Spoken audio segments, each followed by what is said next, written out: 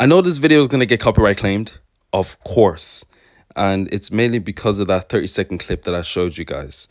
Now, the reason being why I'm showing you this is because, ladies and gentlemen, as you can tell by the title, I'm going to be flying on my hometown airline, Airbus A320neo, for the very first time. So I'm excited. I hope you guys are too. And if you are, please sit down, relax, grab some popcorn, grab a Monster, Red Bull, or Prime, or any other beverage that you guys have nowadays, and enjoy this damn video.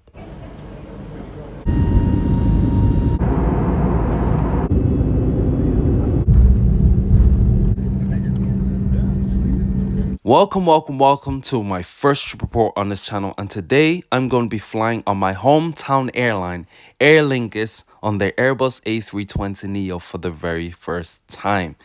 I hope you guys are enjoying yourselves, indulging on the things that I've asked you to indulge on. Not drugs, not weed. Lay off the weed. Relax, okay? Just relax. Don't do it. Anyways, today I'm going to be heading out to London after 14 years. Jesus is Lord. As well as flying to London Heathrow. The last time I flew to Heathrow was in 2016, but it was only for myself and my mother to connect to a flight to Lagos Airport. So yeah, I'm going to be seeing what London is all about nowadays for the next couple of days and doing some plane spotting there as well. So yeah, before we get around to this, I want you guys to like this video, right now slam that subscribe button, hit that notification bell if you guys will be notified to more of my uploads, and yeah, let's get straight into the nitty and gritty, shall we? Alright, so trip report starts off where I'm landside, catching some shots and some fresh air after working 10 hours at the baggage hall, tipping bags. Not the best place to be in. Now it is time for me to enter Terminal 2 with the one bag that I'm going to be dropping at the belt. To do that, you have to go to one of the kiosks, issue your boarding pass and your booking reference number, and then you'll receive your ticket and tag for the bag that you need to send off to the belt, which is what I did just there.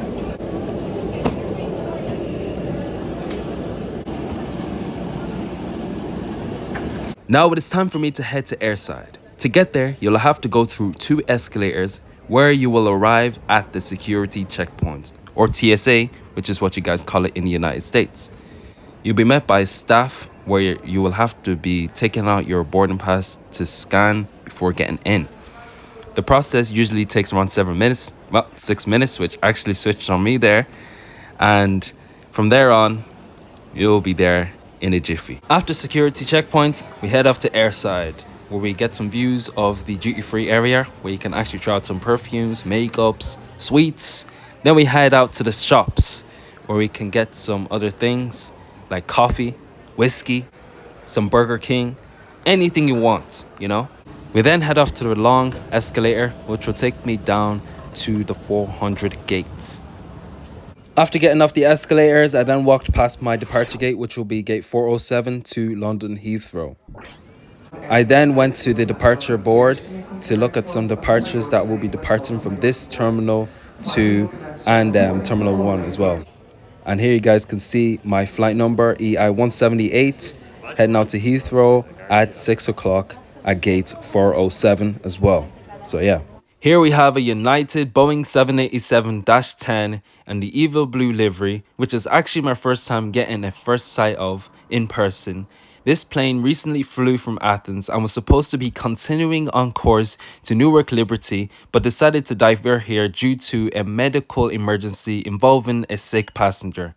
Anyways, without further faffing, let me give you guys some brief information about my national airline.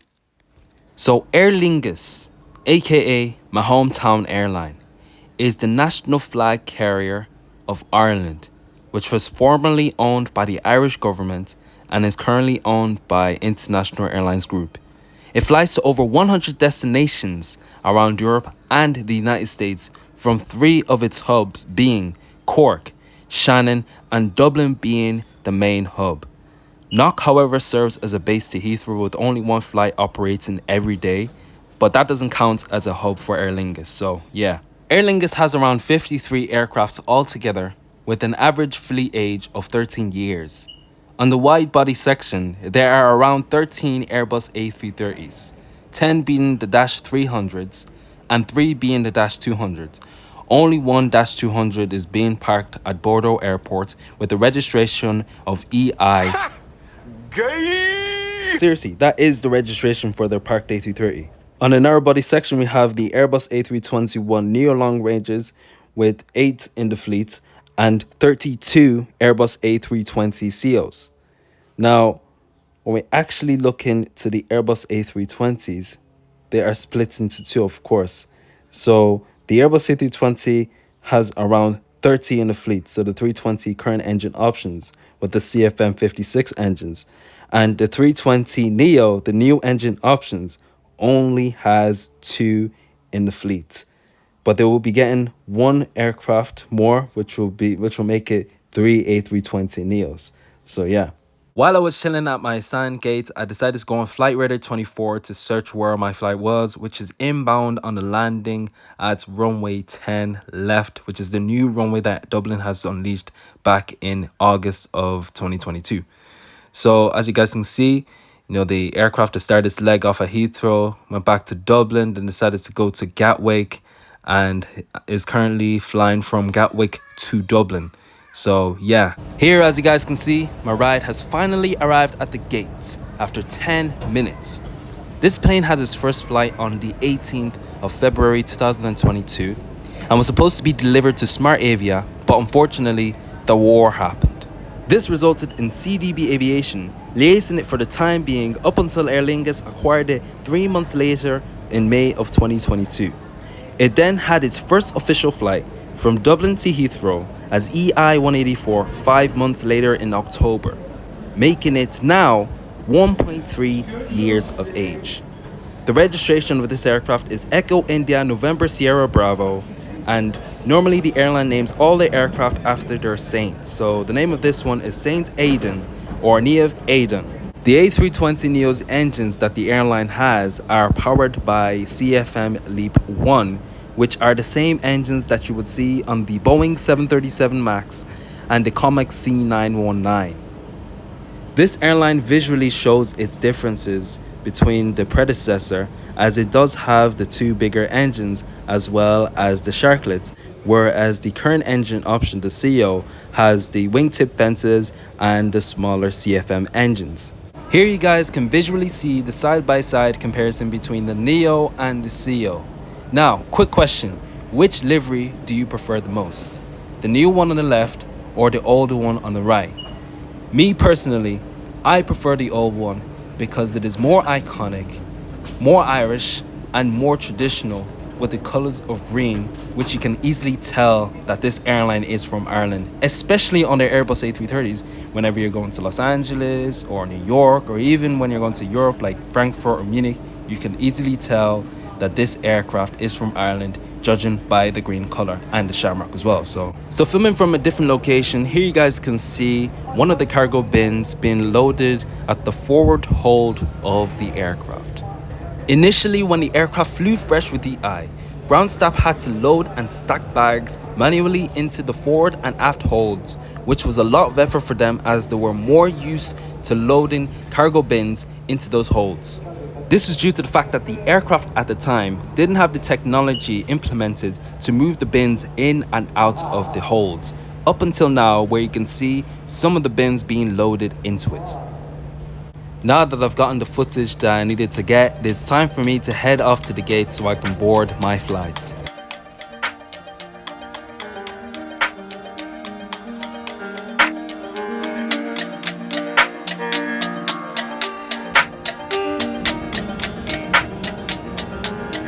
Entering the aircraft, I then sit at my allocated seat, which will be 4F. So first impressions, I opened up the tray table where I extended it, then closed it,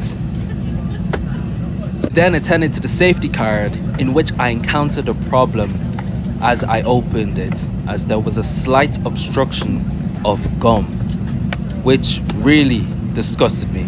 Damn, it's disgusting, man. This is what the card looks like when open, and closing the card, you can see some more information on the back.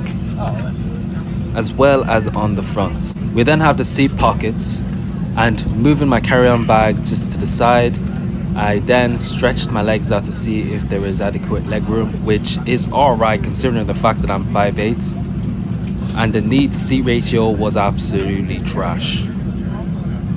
And here above me you can see the air conditioning, where you can actually be able to set how much air you want, as well as the lights if you want to see what you're doing for reading or anything else. While the flight crew gives us the PA announcement of our flight, here I will give you the rundown on how this flight journey goes. We will start off by pushing back, taxiing and departing out of the westerly runway 10 right out to the east coast as the aircraft climbs up to 32,000 feet or flight level 320. Shortly after cruise, the plane would then descend and pass over Birmingham, forming its approach to runway 9 left at Heathrow. Now I chose this seat so I can hope to get a spectacular view of the city of London, but unfortunately that never happened as the wind was blowing from the west to the east. So yeah, that sucks, but we'll get him next time. Anyways, going back to the seats, they look, feel and are cheap as they did come out of Russian low-cost airline being Smart Avia. So there really isn't much to talk about. All they did is just put the safety card in there and let that plane fly like a bird. So yeah, anyways, I'll let you guys go with a lovely pushback where you guys can hear the satisfying sounds of the CFM LEAP 1As as well as a cinematic. So yeah, I'll see you a lot in the air. Take care.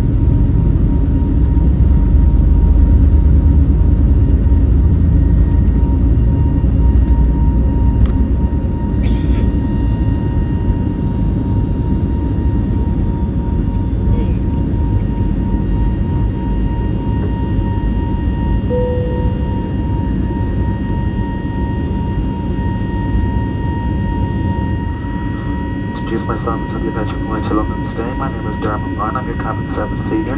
Work alongside with the front of the aircraft is Ryan, and looking out to you from the back are your members Casey and Kean. Cabin crew, we will commence the in-flight service. On the flight today we have hot and cold sandwiches, soft and alcoholic drinks, teas, coffees, hot chocolates and cappuccinos, all at various prices.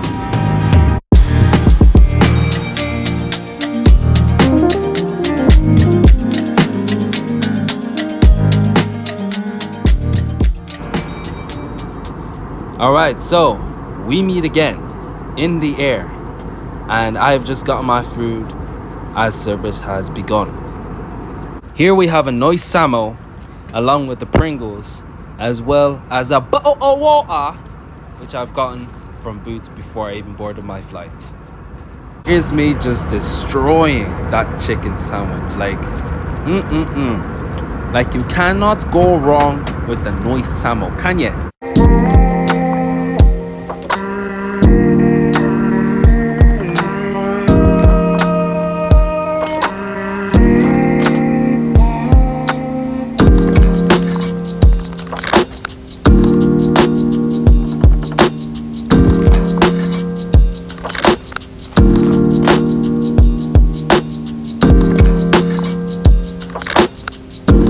Ladies and gentlemen, indication from the captain, we will be landing into Dublin in approximately 10 minutes time. At this time, we'll ask you to... Hold up. Wait a minute.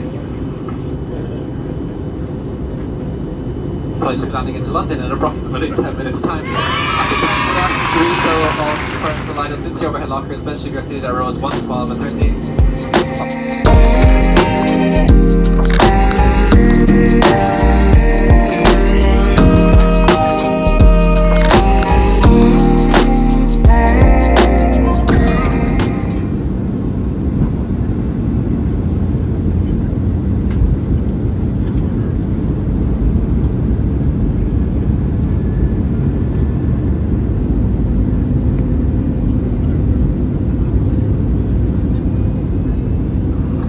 On our final approach into London Heathrow, make one final check, your seatbelts fastened, locate the nearest exit to you, bearing in mind it could be behind you.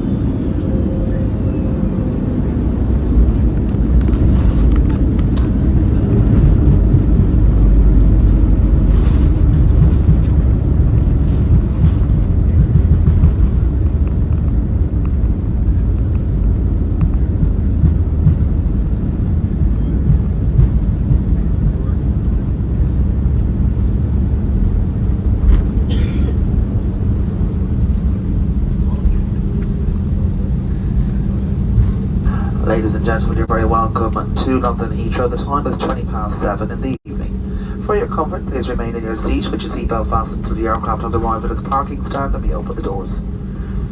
Remember to check the force plates around your feet, the seat pocket in front of you and the overhead lockers before you leave us.